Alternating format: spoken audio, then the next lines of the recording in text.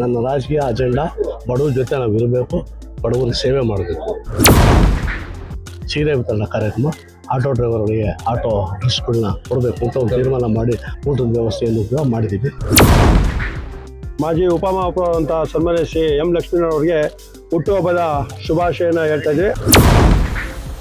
ದೇವರು ಇನ್ನೂ ಅವರಿಗೆ ಹೆಚ್ಚಿನ ಆರೋಗ್ಯ ಕೊಟ್ಟು ಇದೇ ಥರ ಅವರಿಗೆ ಜನಸೇವೆ ಮಾಡ್ತಾ ಇರಲಿ ಅಂತ ನಾನು ಅವ್ರನ್ನ ಕೇಳ್ಕೊತೀನಿ. ನೇರವಾಗಿ ಮಾತಾಡ್ತಾರೆ, ಅವ್ರ ಕ್ಯಾರೆಕ್ಟರ್ ಅದು. ಅವ್ರ ಹತ್ರ ಏನೇ ಕೆಲಸ ಅದು ಎಲ್ಲ ಕೆಲಸನೂ ಮಾಡಿಕೊಟ್ಟಿದ್ದಾರೆ.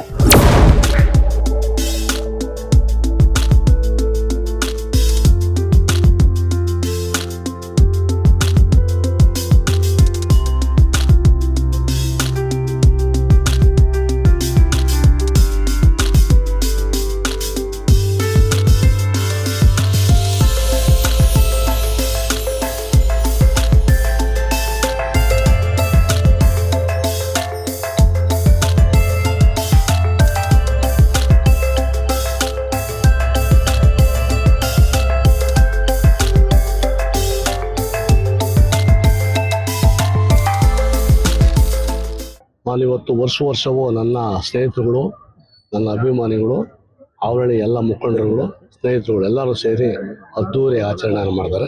ಏನು ನನ್ನ ಅಜೆಂಡಾ ಬಡವ್ರಿಗೆ ಏನಾದ್ರು ಮಾಡಬೇಕು ಅಂತ ಅಷ್ಟೇ ನನ್ನ ಅಜೆಂಡಾ, ಬೇರೆ ಏನಿಲ್ಲ. ನಾನು ಇನ್ನೇನು ರಾಜಕೀಯವಾಗಿ ನಾನು ಇದು ಕೊಡಬೇಕು ಅದು ಕೊಡಬೇಕು ಅಂತ ಇಲ್ಲ. ನನ್ನ ರಾಜಕೀಯ ಅಜೆಂಡಾ ಬಡವ್ರ ಜೊತೆ ನಾವು ಇರಬೇಕು, ಬಡವ್ರಿಗೆ ಸೇವೆ ಮಾಡಬೇಕು. ಈ ಅಜೆಂಡಾ ಇಟ್ಕೊಂಡಿದ್ದೀನಿ. ಇವತ್ತೇನು ಒಂದು 2,000 2,500 ಜನಕ್ಕೆ ಸೀರೆ ವಿತರಣಾ ಕಾರ್ಯಕ್ರಮ, ಆಟೋ ಡ್ರೈವರ್ಗಳಿಗೆ ಆಟೋ ಡ್ರೆಸ್ಗಳನ್ನ ಕೊಡಬೇಕು ಅಂತ ಒಂದು ತೀರ್ಮಾನ ಮಾಡಿ ಊಟದ ವ್ಯವಸ್ಥೆಯನ್ನು ಕೂಡ ಮಾಡಿದ್ದೀವಿ. ಇವತ್ತು ನನಗೆ ಖುಷಿ ಐತೆ. ಏನು ಗೊತ್ತಾ, ನಮ್ಮ ಅಧಿಕಾರ ಇಲ್ದಿರೋ ಕೂಡ ಅಧಿಕಾರ 19-20 ವರ್ಷ ಆಯಿತು. ಇದರ ಕೂಡ ನನ್ನ ಸ್ನೇಹಿತರುಗಳು, ನನ್ನ ಆತ್ಮೀಯ ಸ್ನೇಹಿತರುಗಳು ಎಲ್ಲರೂ ಸೇರಿ ಎಲ್ಲ ಮಾಡಲೇಬೇಕು ಹುಟ್ಟುಹಬ್ಬ ಅಂತ ಹೇಳಿ ಹುಟ್ಟುಹಬ್ಬ ಮಾಡ್ತಾವ್ರೆ. ನಾನು ಅವರಿಗೆ ಮೊದಲಿಗೆ ಅಭಿನಂದನೆ ಹೇಳ್ತೀನಿ. ಯಾಕೆಂದರೆ ನಾನು ಮಾಡಲ್ಲ ಅವೆಲ್ಲ, ನಾನು ಎಲ್ಲ ಮಾಡೋದು ನನ್ನ ಸ್ನೇಹಿತರುಗಳು ಮಾಡೋದು. ಅವರೆಲ್ಲರಿಗೂ ಅಭಿನಂದನೆ ಹೇಳ್ತೀನಿ. ಅದರಲ್ಲೂ ಗಿರೀಶ, ಚಂದ್ರಪ್ಪ, ಹನುಮಂತಪ್ಪ, ರಮೇಶ, ಹೇಮಂತ ಇವರೆಲ್ಲರೂ ಸೇರಿ ಒಟ್ಟಿಗೆ ಮಾಡಬೇಕು ಅನ್ನೋ ತೀರ್ಮಾನ ಮಾಡೋರೆ. ಎಲ್ಲರಿಗೂ ಒಳ್ಳೇದಾಗಲಿ. ಯಾಕೆಂದರೆ ಅವರೆಲ್ಲ ನಮ್ಮ ಜೊತೆಲಿದ್ರೆ ಮಾತ್ರ ಇಂಥವೆಲ್ಲ ಮಾಡೋಕ್ಕಾಗೋದು. ಇದ್ರ ಮಾಡೋಕ್ಕಾಗಲ್ಲ. ಯಾವುದೋ ಒಂದು ಕೈಯಲ್ಲಿ ಚಪ್ಪಾಳೆ ಹೊಡೆಯೋಕ್ಕಾಗಲ್ಲ. ಎಲ್ಲರೂ ಚಪ್ಪಾಳೆ ಹೊಡೆದ್ರೆ ಮಾತ್ರ ಇಂಥ ಒಳ್ಳೆ ಕೆಲಸ ಮಾಡೋಕ್ಕಾಗೋದು. ಆ ಒಳ್ಳೆ ಕೆಲಸ ಮಾಡಿದ್ರೆ ನನ್ನ ಜೊತೆ ಯಾವತ್ತೂ ಎಲ್ಲರೂ ಕೈ ಜೋಡಿಸ್ತಾರೆ, ಮುಂದೇನು ಜೋಡಿಸ್ತಾರೆ ಅಂತ ಅಂದ್ಕೊಂಡಿದ್ದೀನಿ. BBMP ಚುನಾವಣೆ ಬಗ್ಗೆ ನಾನು ತಲೆ ಕೆಡಿಸ್ಕೊಳ್ಳಲ್ಲ. ಯಾಕೆಂದರೆ 4 ವರ್ಷ ಕಳೆದೋಯ್ತಾರೆ. 4 ವರ್ಷ ಕಳೆದೋಯ್ತು BBMP ಚುನಾವಣೆ. ಯಾವ ಮಾಡಿದ್ರು ಕೂಡ ನಾವಂತೂ ರೇಸ್ನಲ್ಲಿ ಇರ್ತೀವಿ. ನನಗೆ ಯಾರು ಬೇಕೋ ಅವರಿಗೆ ಒಂದು ಸೀಟು, ಒಂದು 2 ಸೀಟನ್ನು ತೊಗೊಳ್ಬೇಕು ಅಂತ ತೀರ್ಮಾನ ಮಾಡಿದ್ದೀನಿ. ಅದು ಕೊಡಿಸ್ತೀನಿ, ಗೆಲ್ಲಿಸ್ತೀನಿ ಅವ್ರನ್ನ ನಮ್ಮ ವಿಭಾಗದಲ್ಲಿ. ಜೊತೆಗೆ ಎಲ್ಲರೂ ಲಕ್ಷ್ಮೀನಾರಾಯಣ ಅವ್ರು ಏನಾದ್ರು ಒಂದು MLC ಸಿಗ್ಬೇಕು ಅಂತ ಬಹಳಷ್ಟು ಜನ. ಅದು ರಾಜಕಾರಣದಲ್ಲಿ ನನ್ಗೆ ಏನು ಗೊತ್ತೇನ್ರಿ, ರಾಜಕಾರಣದಲ್ಲಿ ನಾನು ಜಾಸ್ತಿ ಸಲ ಮುಡಿಯೋಕ್ಕಾಗಲ್ಲ. ಯಾಕೆಂದ್ರೆ ಅದು ನನ್ನ ಮೊದಲಿಂದ ನಡ್ಕೊಂಬಂದಿರೋ ದಾರಿ ಇದ್ದು ನಂತಿಗೆ ಸಲ ಮುಡಿಯೋಕ್ಕಾಗಲ್ಲ.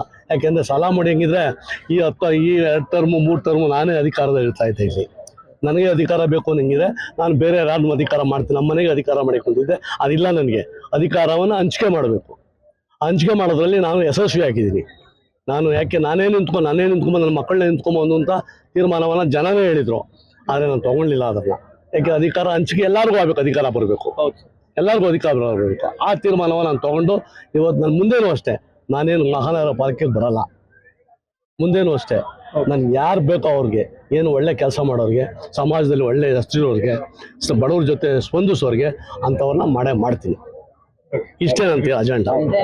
ಬೃಹತ್ ಬೆಂಗಳೂರು ಮಹಾನಗರ ಪಾಲಿಕೆ ಮಾಜಿ ಉಪಮಹಾಪೌರ ಸನ್ಮಾನ್ಯ ಶ್ರೀ ಎಂ ಲಕ್ಷ್ಮೀನಾರಾಯಣರಿಗೆ ಹುಟ್ಟುಹಬ್ಬದ ಶುಭಾಶಯನ ಹೇಳ್ತಾ ಇದ್ದೀವಿ. ಅವರಿಗೆ ಭಗವಂತ ಆರೋಗ್ಯ ಆಯಸ್ಸು ಕೊಟ್ಟು ಇನ್ನೂ ಹೆಚ್ಚು ಸೇವೆ ಮಾಡುವಂಥ ಶಕ್ತಿ ಭಗವಂತ ಕೊಡಲಿ ಅಂತ ಪ್ರಾರ್ಥನೆ ಮಾಡ್ಕೊಳ್ತಾ ಇದ್ದೀವಿ. ಮತ್ತು ಇನ್ನೊಂದು ವಿಚಾರ, ಲಕ್ಷ್ಮೀನಾರಾಯಣವರು ಸುಮಾರು 10 ವರ್ಷಗಳ ಕಾಲ ಬೃಹತ್ ಬೆಂಗಳೂರು ಮಹಾನಗರ ಪಾಲಿಕೆ ಸದಸ್ಯರಾಗಿ ಈ ಒಂದು ಬಡಾವಣೆಯಲ್ಲಿ ಕಾಳಿ ಆಂಜನೇಯ ವಾರ್ಡ್ ಇರ್ಬೋದು, ದೀಪಾಂಜನೇಯರ ವಾರ್ಡ್ ಇರ್ಬೋದು, ಅವಾಗಲೂ ಸತತವಾಗಿ ಸಮಾಜ ಸೇವೆ ಮಾಡಿಕೊಂಡೇ ಬರ್ತಾ ಇದ್ದಾರೆ. ಮತ್ತು ಇನ್ನೊಂದು, ಅವ್ರಿಗೆ ಈ ಒಂದು ಹುಟ್ಟುಹಬ್ಬಗಳ ಆಚರಣೆ ಅವ್ರಿಗೆ ಅನಿವಾರ್ಯ, ಅವ್ರಿಗೆ ಬೇಕು ಅಂತ ಯಾವತ್ತೂ ಅವರು ಹೇಳ್ದಾರಲ್ಲ. ಅವರ ಅಭಿಮಾನಿಗಳ ಒತ್ತಡದ ಮೇರೆಗೆ ಅವರು ಮಾಡ್ತಾರೆ. ಅದರೊಳಗೂ ಅವರು ಒಂದು ಮಾತನ್ನು ನಮಗೆ ತಿಳಿಸಿದ್ದಾರೆ.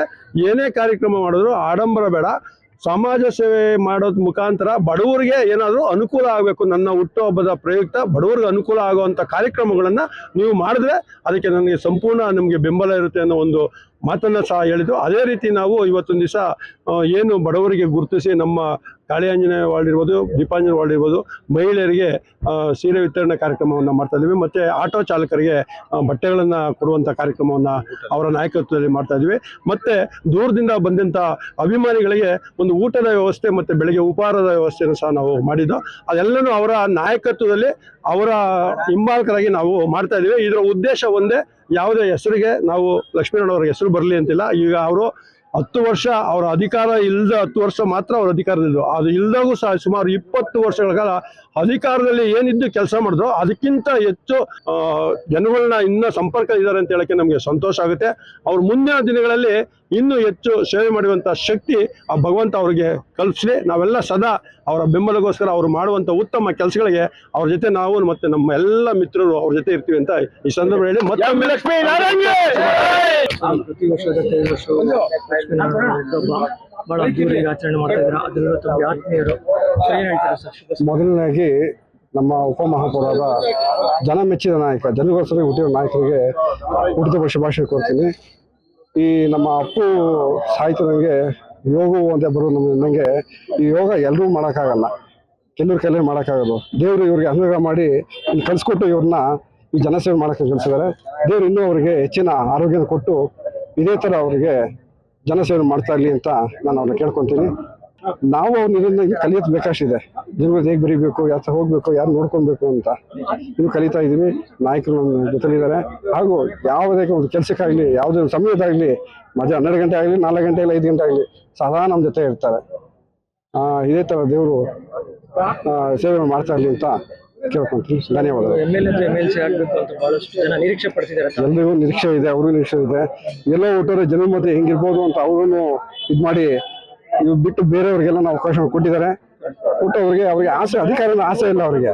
ಆಸೆ ಎಲ್ಲೋ ಯಾವುದೋ ಮೂಲ ಎಲ್ಲೋ ಹೊರಟೋಗ್ತಾ ಇದ್ದೀವಿ. ಅವ್ರಿಗೆ ಜನಗೋಸ್ಕರ ಜನ್ಮದ ಇದಕ್ಕೋಸ್ಕರ ಅವರು ಇವತ್ತು ನಮ್ಮ ಜೊತೆ ಇರೋಕ್ಕೆ ಯಾವುದೆಲ್ಲ ಆಸೆ ಬಿಟ್ಟು ಜೊತೆಲಿದೆ ಅಂತ ನಾನು ಭಾವಿಸ್ತೀನಿ. ದೇವರು ಇನ್ನೂ ಮುಂದಕ್ಕೆ ಹೋಗಿ ಹೆಚ್ಚಿನ ಶಕ್ತಿ ಕೊಟ್ಟು ನಾವು MLA ನಿಂತ್ಕೊಳ್ತಾ ಇದ್ದೇವೆ, ಮುಂದಕ್ಕೆ ಆಗ್ಬೋದು ನಮ್ಮ ಮನಸ್ಸು. ನಮ್ಮ ಜನಪ್ರಿಯ ನಾಯಕರಾದಂಥ ಶ್ರೀ ಎಂ ಲಕ್ಷ್ಮೀನಾರಾಯಣ ಸರ್ಗೆ ಹುಟ್ಟುಹಬ್ಬದ ಆರ್ಥಿಕ ಶುಭಾಶಯಗಳು. ನೇರವಾದಿ, ನೇರ ನಿಷ್ಠುರವಾದಿ, ಯಾರೇ ಆದರೂ ಸರಿ ನೇರವಾಗಿ ಮಾತಾಡ್ತಾರೆ. ಅವ್ರ ಕ್ಯಾರೆಕ್ಟರ್ ಅದು. ಅವ್ರ ಹತ್ರ ಏನೇ ಕೆಲಸ ಅದು ಎಲ್ಲ ಕೆಲಸನೂ ಮಾಡಿಕೊಟ್ಟಿದ್ದಾರೆ. ಇವತ್ತು ಅಧಿಕಾರ ಇಲ್ಲ ಅಂದರೂ ಕೂಡ ಈ ಜನ ನೋಡಿದ್ರೆ ನಿಮ್ಗೆ ಗೊತ್ತಾಗ್ತಾ ಇದೆ, ಅಷ್ಟು ಅದ್ಭುತವಾಗಿ ಕಾರ್ಯಕ್ರಮ ಮಾಡ್ತಾ ಇದ್ದಾರೆ. ಅವರಿಗೆ ಧನ್ಯವಾದಗಳು. ತುಂಬ ಥ್ಯಾಂಕ್ಸ್. ಹುಟ್ಟುಹಬ್ಬದ ಶುಭಾಶಯಗಳು.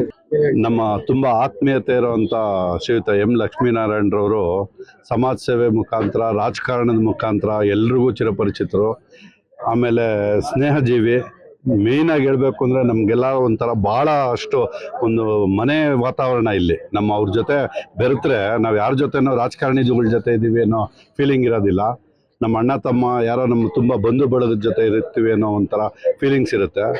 ಅವ್ರಿಗೆ ದೇವರು ಆರೋಗ್ಯ, ಆಯುಸ್ಸು ಮತ್ತು ಇನ್ನು ಹೆಚ್ಚಿನ ಅಧಿಕಾರ ಕೊಟ್ಟು ಕಾಪಾಡಲಿ ಅಂತೇಳಿ ಈ ಮೂಲಕ ತಮ್ಮಲ್ಲಿ ಕೇಳ್ಕೊಳ್ತೀನಿ. ಅವ್ರಿಗೆ ಹುಟ್ಟುಹಬ್ಬದ ಶುಭಾಶಯಗಳು. ಆರೋಗ್ಯ ಐಶ್ವರ್ಯ ಕೊಟ್ಟು ಕಾಪಾಡಲಿ ಅಂತ ಹಾರೈಸ್ತೀವಿ.